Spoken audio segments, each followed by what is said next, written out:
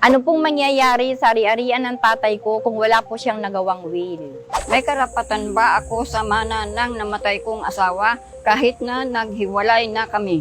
Attorney, pwede po bang maging tagapagmana ang mga anak sa labas at anpon kung nakasulat naman ito sa will?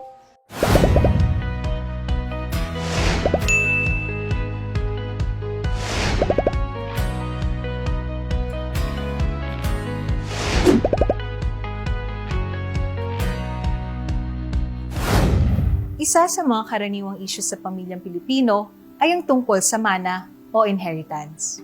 Madalas rin na problema ay ang hindi malinaw na hatian sa ari-arian dahil sa kawalan ng huling habilin o last will and testament. Ano nga ba ang nakasaad sa batas tungkol sa mga usapin ng mana? Nakasaad sa Civil Code of the Philippines or Republic Act No. 386 kung paano maipapamahagi ang mga ari-arian ng pumanaw sa mga tagapagmana kagaya ng will o paraang itatakda ng batas. Ang will ay isang kasulatan kung saan nakasaad ang pangalan ng mga taong mapagbibigyan ng mana. Ito ang unang susundin ng korte. Mayroong dalawang uri ng will na pwedeng gawin, ang holographic will at notarial will. Sa isang holographic will, nakasulat kamay ang will gamit ang personal na wika nito. May petsa at pirma ng testator.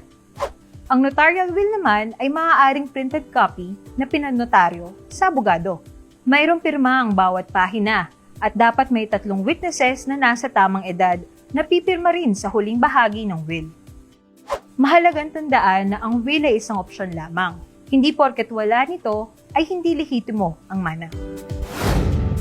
Kung walang will na naiwan ng yumao, susundin naman ang probisyon ng batas sa pagkasunod-sunod ng tagapagmana. Papasok dito ang dinatawag na compulsory heirs. Ano nga ba ang order of succession o pagkakasunod-sunod ng mga tagapagmana? Para mas madaling tandaan, simple lang ito. Ilarawan sa iyong isip ang angkan ng pumanaw.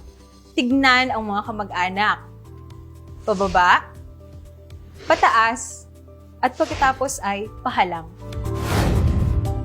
Kung ang pumanaw ay may lehitimong anak o apo o tinatawag na descendants, sila ang mauuna sa mga magmamana.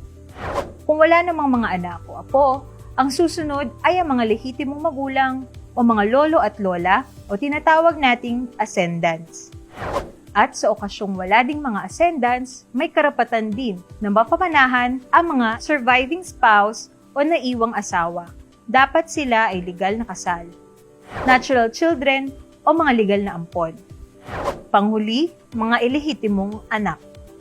At kung wala naman ang mga nabanggit, doon lamang maaaring magmana ang mga kapatid at ibang kamag-anak ng pumanaw. Marami rin ang nagtatanong kung ano-ano nga ba ang mga pwedeng ipamana. Ayon sa ating batas, lahat ng pag-aari ng isang tao ay pwede niyang ipamana, kagaya na lamang ng alahas, pera, o real property gaya ng lupa. Pero may isang bagay na hindi pwedeng maipamana.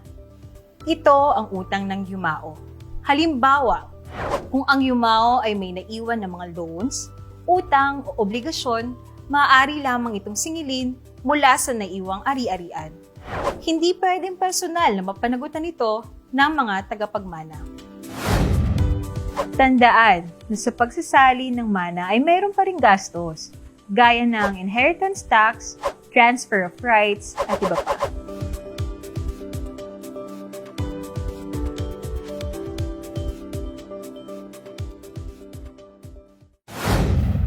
Kung may gusto kang linawin tungkol sa mana o iba pang tanong tungkol sa iyong mga karapatan, maaari kang kumonsulta sa Tisha Hostisha Facebook page o mag-text sa mga sumusunod na hotlines.